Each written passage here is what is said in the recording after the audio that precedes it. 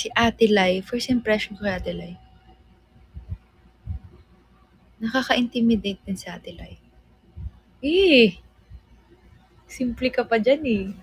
Ano yan? Oo, si Ate Lai. Pero ano naman siya, hindi naman siya katulad ni Ate MG kasi si Ate Lai mabait. Ay, so sinasabi mo si Ate MG di mabait? Hindi, syempre kasi, ano din, Captain Ball, ko na siya since first ko sa Creamline. So, yung parang, mataas yung respect talaga, gano'n. Very ate, ganyan. So, nahiya ako sa kanya nun. Ngayon, nahiya pa rin ako, char.